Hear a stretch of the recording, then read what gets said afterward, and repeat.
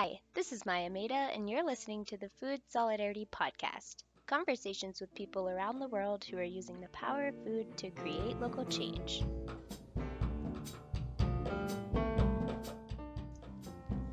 Today we have the pleasure of speaking with Bibi la Luz Gonzalez, political economist and founder of the organization Eat Better White, a nonprofit in Guatemala that's dedicated to fighting malnourishment and creating food awareness. Hi, Bibi, and welcome to the Food Solidarity Podcast. Hello, hello. To get started, I'd like to hear a little bit about your relationship with food and how it's shaped your career and your life. From actually the beginning of my life, I had some issues regarding my health and was very sensitive to whatever I was eating. So mostly regarding allergies and also when we moved back to the city because my parents used to live in the outskirts of the city. So I think there was a merger between pollution, asthma, allergies, and my mom was very conscious and very aware of what I was eating. So, for example, everything that had sugar or something that didn't work well with my gut, I went straight to my brain as well and my skin. So that made a lot of difficulties for me growing up, and it was on the basis of of what I was eating. If I didn't want it to get worse, and so I was a bit bullied from at school when my mom actually made these very healthy lunches or my lunchbox, right? And I was like, but this is what I need to eat. And so I moved around a lot of countries. So I was always the different one or the new one or the foreigner. And you know that also came with, oh, but maybe that's how things are done in Guatemala, it's all right. But then when I was here in Guate, I remember my friends or my parents' friends saying, "Oh, baby, I remember when you used to come to the birthday parties, with the piñatas, and your mom used to bring you the food and the cake that you were gonna eat. I wasn't supposed to eat what in children's parties, they give out, because actually, if you look at children's food, it's not quite healthy at all.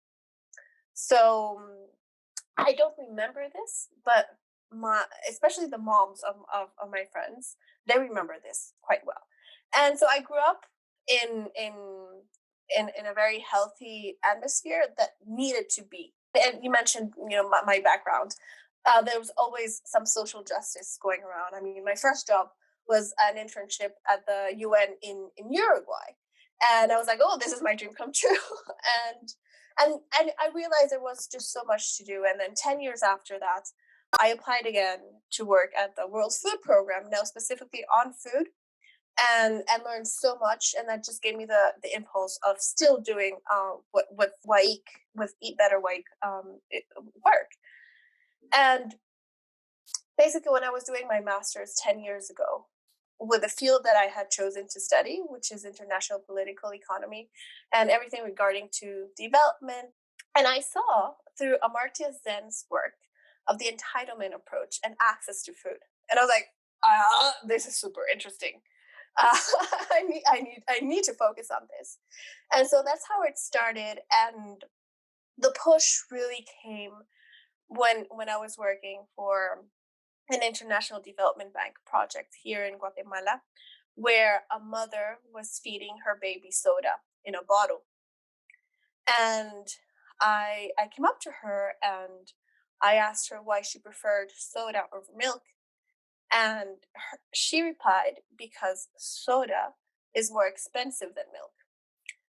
So she thought that something was more expensive, then must be better. So this came in with the economical background that I had, and also some sort of logic, which you actually think, well, yeah, maybe it's better because it's more expensive. You put this in the context of, for example, going to a reunion and you want to buy some wine, will you buy the cheapest wine?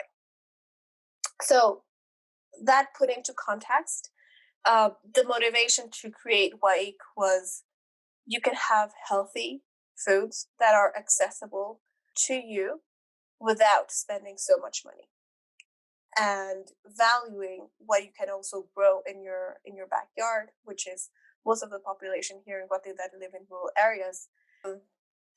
When you want to tackle food issues, especially in countries where it's been a problem, and that's why, for example, with Waik, we don't talk about undernourishment or those very technical terms. In Spanish, it's, and you must know, with with Portuguese, they use very technical terms to determine stunting, wasting, and different aspects of food issues, which only some percentage understand what that means, but most of them don't.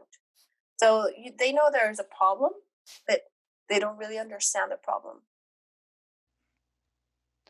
Yeah, well, one thing I find really interesting is that taste is one of the pillars of your work at WIKE, in addition to education and various others. I was just wondering why taste is so important when you're working with food security and working towards building a more resilient and healthy society.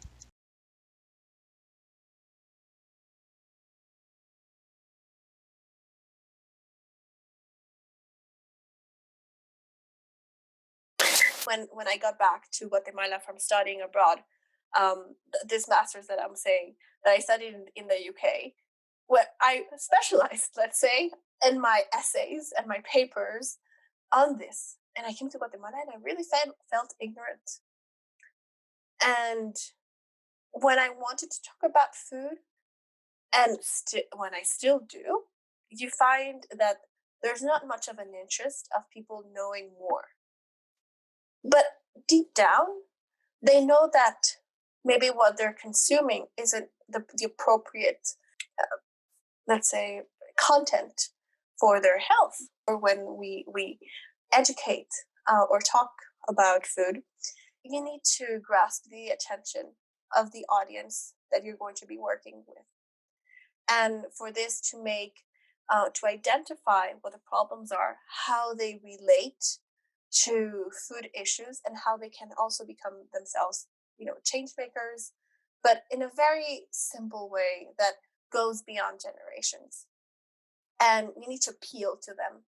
So, how do you appeal to them is with a food that they already eat or that they aspire to eat. So when you go to tastes, yes, food is the main essential for one of the main essentials to keep us alive with water as well.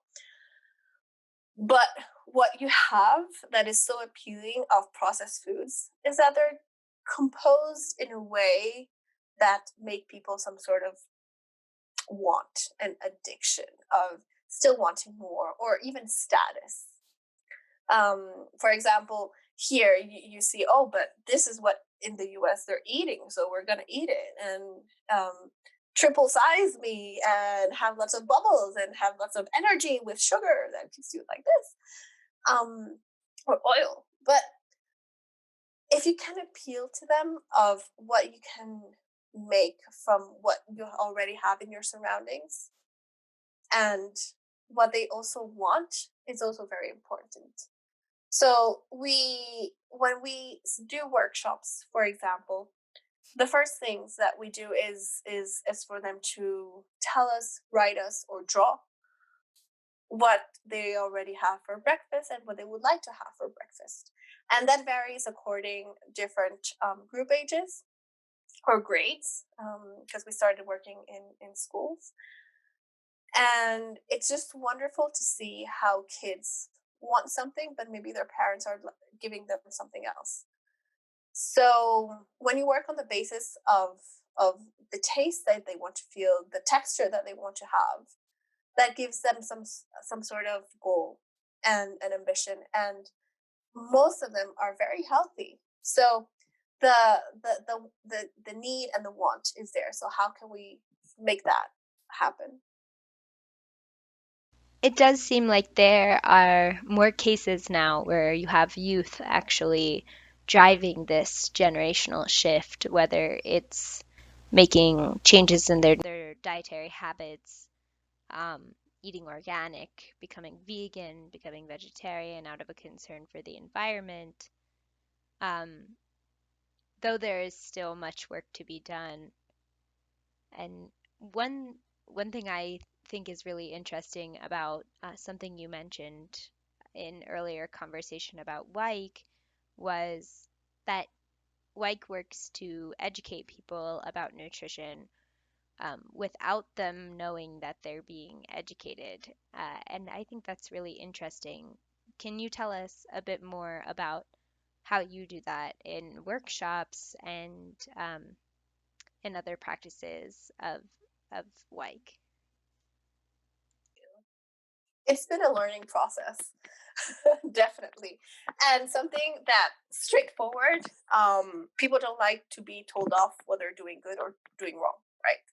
So starting with that, I think you need to understand their surroundings, their context, and also that taste part that we were talking about before. Their likes, their dislikes, and um, as I mentioned also earlier, it's been very hard for people to engage in food issues and how to change patterns.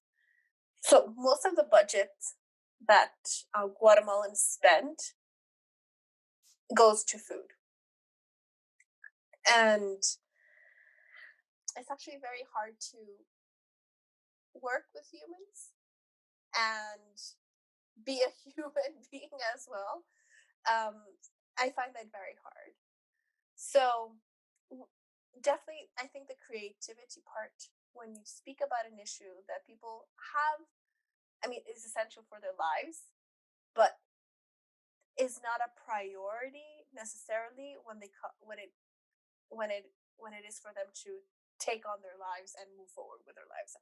Um, it's definitely a priority for them to keep them, you know, what is needed for a person to live, and then how they go around or go about with the works, their families, making an income, and educate all their education, right? So when you add educating about food for behavioral change, all that is just like, no, no, no, this is just too much. So we've learned with other organizations that we've collaborated and even did a fellowship with. It's called Urban Roots. It's in Nevada, in Reno. They have an urban teaching farm, and I was there as an educator. And the way that they teach, we've also learned this and implemented here, is learning by doing, but combining what they're already learning in school. Or this is for kids, and then it's a different topic with grown-ups. But if you can relate what they're learning, for example, geometry, types of polygons, and then what does the bee choose for a polygon? And then from there, you make the connection with geography, biodiversity, honey, and then you talk about the nutritional properties of honey, and then why the bee chooses the hexagon, and the kids are making the different figures. That in a way is very interesting, and then doing even scientific experiments for them to be mind blown, and how you can then merge different types of science into food. Um, it's to make it appealing and for them to have that taste, a different part of taste, and then there's also educational material from an organization in China called Food Heroes.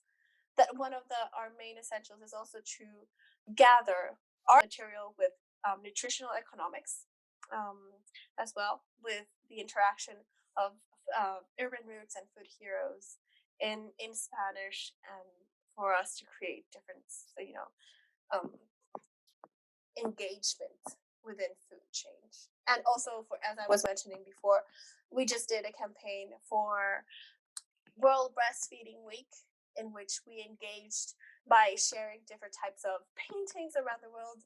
I have here, for example, a replica of Picasso's mother feeding a baby.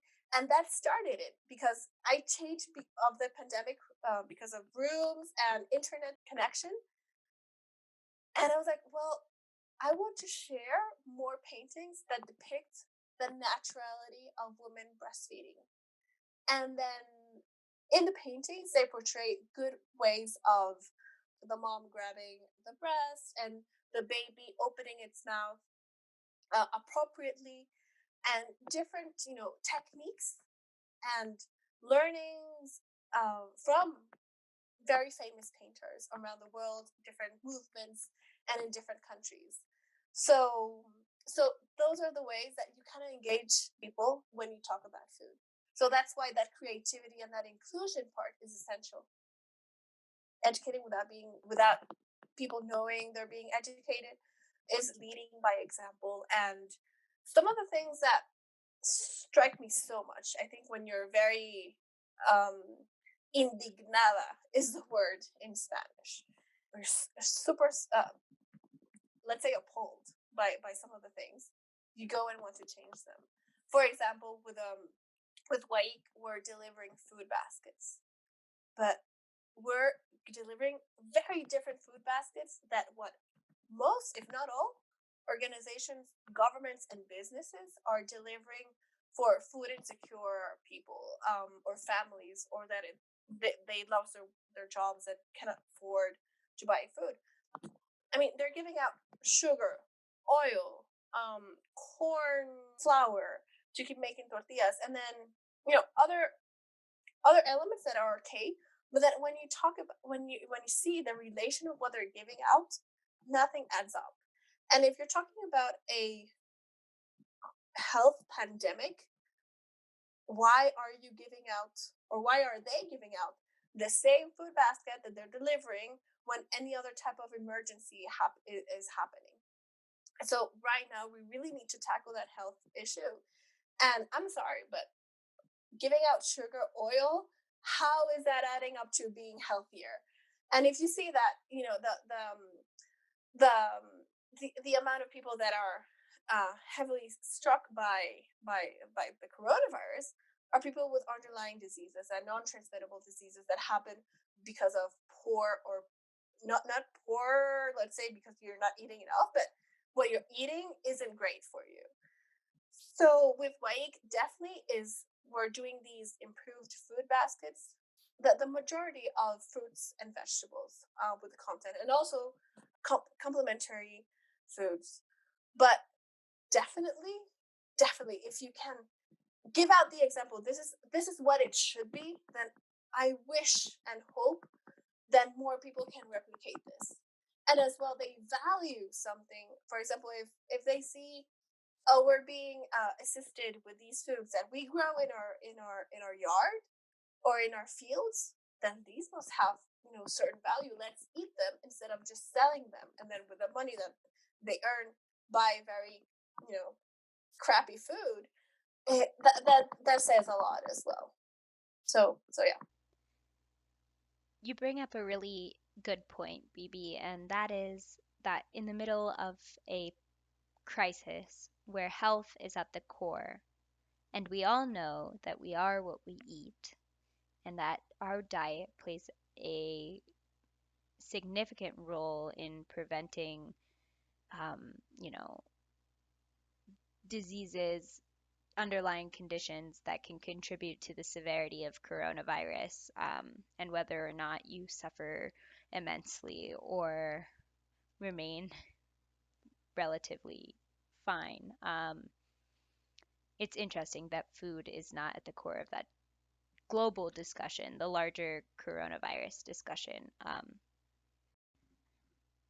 That said, for organizations like you and other social gastronomy organizations, um, food is at the core of the emergency response, the coronavirus response, and in many ways has forced most organizations into reassessing their practices and operating in a different way. So, and at the core of that lies collaboration, because you know nobody is in this alone, and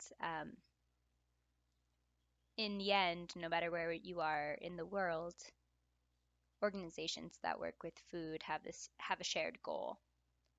So my question is what has your emergency response looked like, and how have you been collaborating with other organizations to grow your local impact?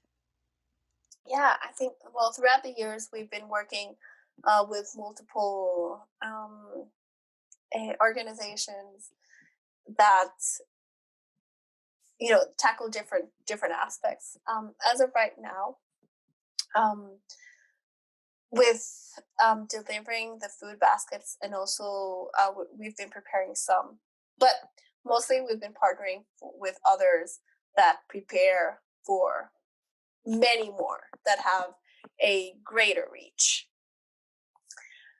Thankfully, we have donors that have been kind enough to give out not only economic donations, but also in-kind donations. And one of them were seeds that are organic, that are easy to plant, and it made a great tie with, for example, the food that we purchase for the food baskets. We either get them from the local markets, and then we've also partnered with an organization that they have the agricultural surplus of multiple agricultural workers. So um, we purchase the let's say the excess from them, and they also have it as a, for them, economic donation. So it's great to see how we're all supporting each other in some way to keep us alive and to support others to do well, right? So um, with them, we purchase what they have in that week, and with that, we make the food baskets. And if it's something that, for example, in Guatemala, you have a nutritional food called Incaparina, which was developed to tackle food undernourishment, kids under 5. So this has been widely used, and the nutrients that they have is very potent for you to boost your nutrition intake. So when we don't have enough of that, combine and make oatmeal cookies with incaparina and different types of superfoods that we also give out. And it's great to see how even what we have as produce, we can introduce in those types of preparations without any sugar. So we keep on making the same statement that with what we already have, you don't need to add in anything else. And we also match the seeds that we have that we're giving out in the food baskets with the food that we're giving out. For example, lettuce or green beans. So we have that we purchase, and then we have it in seeds as well. So they know how it looks from before and how it looks after, and the process that is needed, and the time that is needed for it to be grown. And we give out this for people that are struggling with food insecurity, and then we also give it out to those that have that access to resources, money, and different types of food, in a way that we kind of like democratize food that in appearance, for example, it doesn't look as beautiful as we've been accustomed in seeing. But for example, the the bananas that we receive are, and if you see it and you compare it with the one from the supermarket, you see that there's an abysmal difference. But what is inside is the important. So if you want to reduce food waste or food loss, we need to engage people in getting them to know how it looks like from from when it wakes up, right? No makeup, no nothing, right? And then people get used to it, so they don't throw it out. And with that, you can also reduce so much of the food that is being lost, and it's just incomprehensible and illogic that in a country or even in a world where there's so much hunger, there's so much food loss. So it's really that behavioral change, how you grab people's attention. And again, it goes back to the taste. If your taste goes, oh, I prefer this over this, why not get one that doesn't look so fancy than the other? I mean, there's nothing wrong, right? And so people see how it looks from the seed to the end, and also revalue what the food chain implies. And it's not something that is done quickly, and even when it's a healthy one, that you can support local as well. I have to agree with you, Bibi. Yeah, I love that idea of we have to get used to food with no makeup. Beautiful. Actually, for the rest of the month, we will be sharing more stories and recipes at the social gastronomy movement that touch upon food waste, and recipes with using the whole ingredients top to tail, as they say, as well as discussing the negative impact food waste has on consumers, the economy, the environment, and farmers. So thank you for bringing that up. And while food maybe hasn't been at the core of what we see on the news and etc., what has been is the economy. So, since you, as I mentioned before, are a political economist, I was wondering if you had any insight on how you think that food could be used as a tool for building economic resilience and an economic recovery in a post-COVID world. Very good question. Um, well, as I mentioned, as well, and as we all know, the listeners, you must know too, food is the basis of so many things. If you talk about Guatemala, in the Mayan um, beliefs or religion, tradition, civilization, humans were created from corn. So that tie with food, that from we came from food, is very, very strong. Food unites. Sometimes that we forget that one of the pillars of being human is that tie that you have with food, and how it unites families.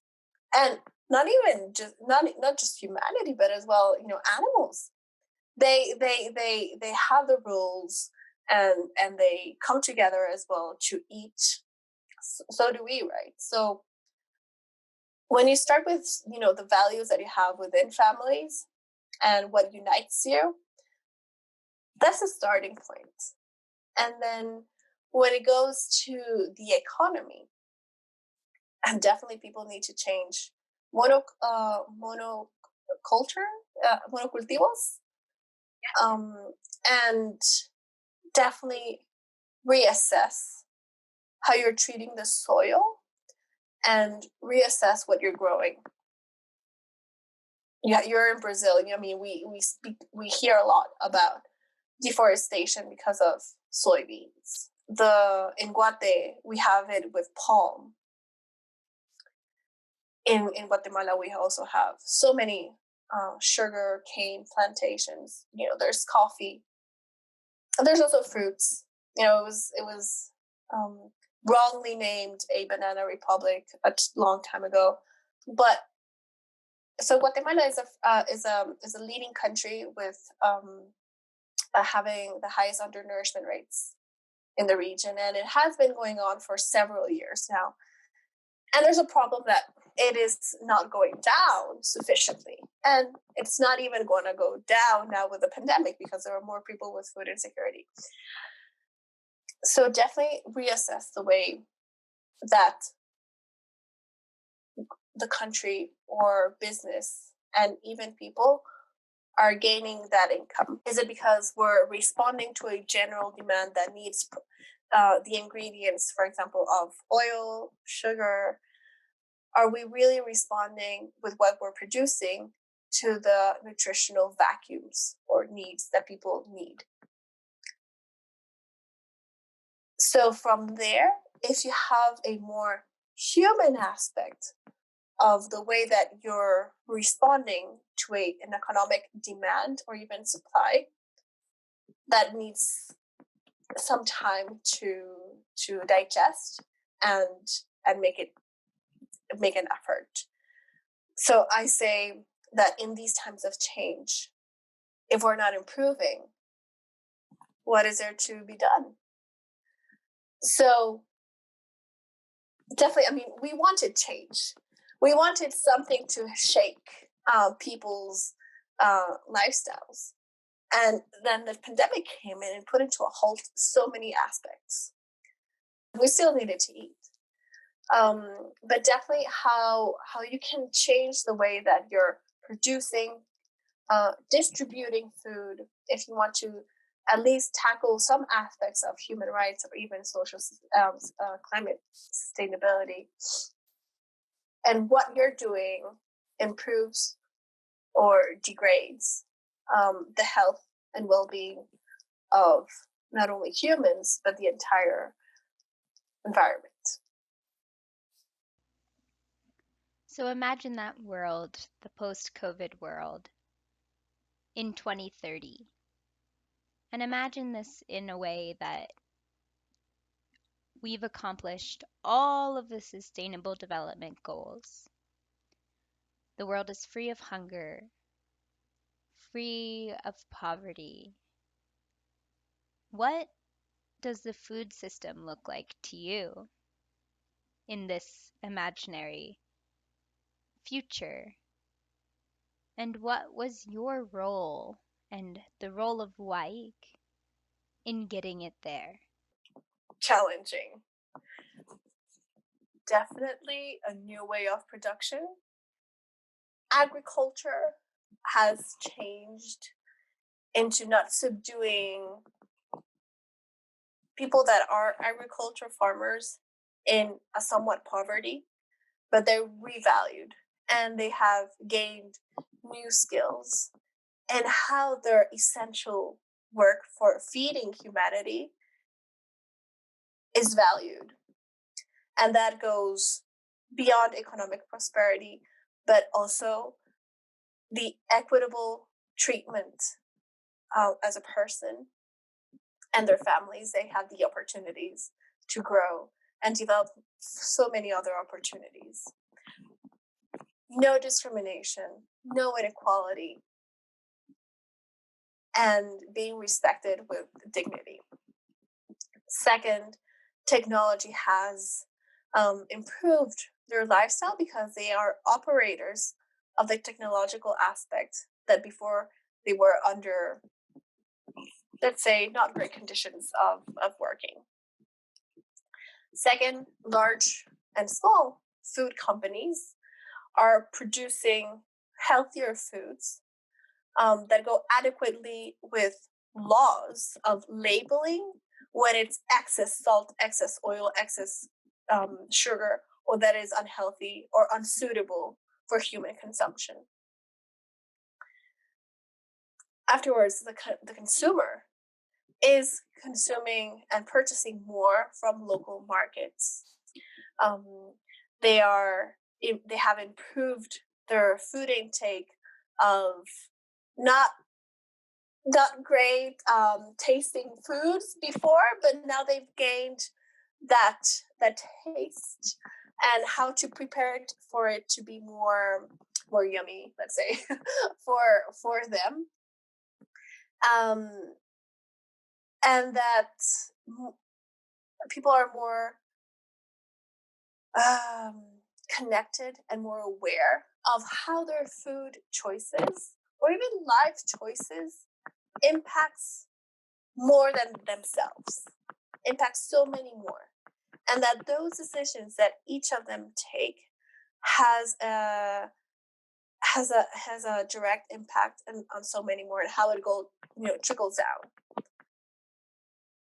And I believe that's where that solidarity of the social gastronomy movement or the solidarity fund comes. We are a community, we are a pack, and we cannot move unilaterally, and that's why we need that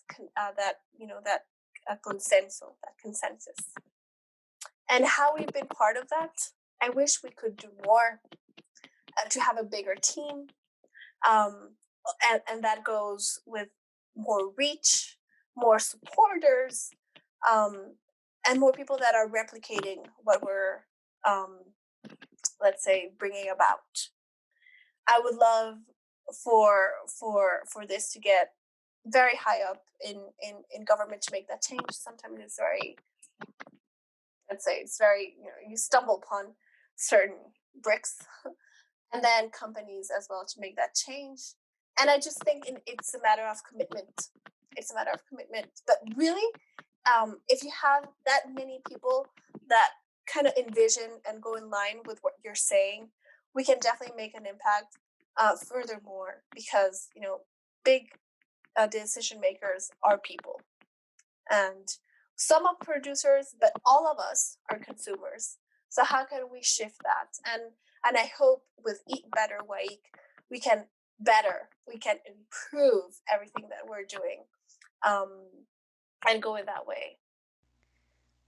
Wow, Bibi, thank you so much. I agree fully. We are a pack and we can't work in silos. And that is the beauty of movements like the social gastronomy movement, and these global communities where we know that we are never truly alone and we're all in it together. So, um, thank you again for being on the show. It was really great and congratulations.